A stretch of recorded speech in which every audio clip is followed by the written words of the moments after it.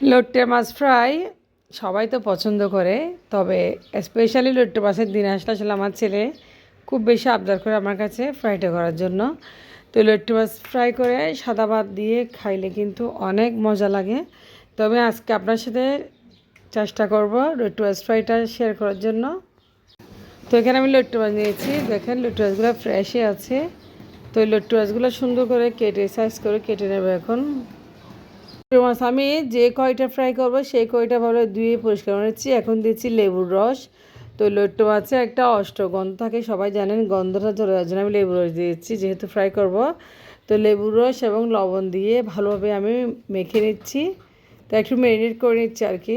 এখন লোট্টে মাছের উপর আমি দিয়ে দেবো মরিচের গুঁড়া আর গরম মশলার গুঁড়া, সামান্য পরিমাণ জিরার গুঁড়া, হলুদের গুঁড়াও দিয়ে দেবো একটু করে।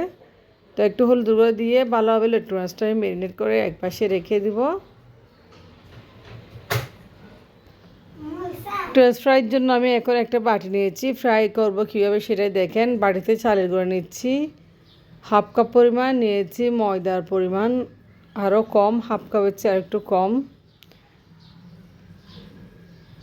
তো এটা হচ্ছে ময়দা। আর সেই সাথে এখানে দিয়েছি আমি কর্নফ্লাওয়ার, অবশ্যই 1 টেবিল চামচ দিবেন। তো কর্নফ্লাওয়ার বা অ্যারারুট ব্যবহার করবেন। এখন দিয়েছি মরিচের গুঁড়া, আবারও দিয়েছি আমি এখানে গরম মশলার গুঁড়া, দিয়েছি জিরার গুঁড়া, আর দিয়েছি হলুদ, আর দিয়েছি পরিমাণ মতো লবণ। সব কিছু দিয়ে আমি এখন হালকা হালকা একটু পানি দিয়ে একটা ব্যাটার রেডি করে নেব।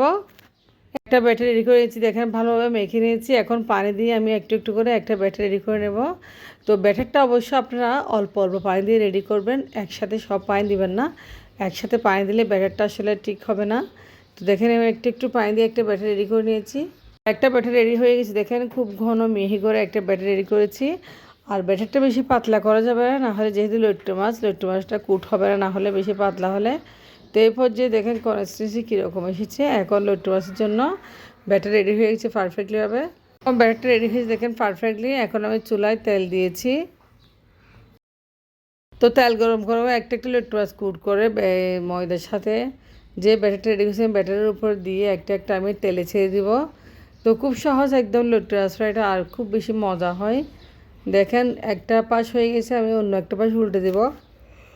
ফ্রাই করে সবগুলো লোট্টে মাছ আমি ফ্রাই করে নেব।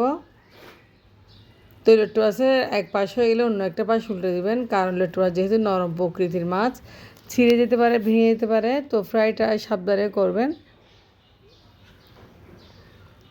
তো লোট্টে মাছের ফ্রাইটা হয়ে দেখেন কালার চলে আসছে একটা খুব সুন্দর। আমি তেল থেকে উঠিয়ে নিচ্ছি, একদম ক্রিস্পি মুচমুচে একটা লোট্টে মাছের ফ্রাই হয়েছে মাশাল্লাহ।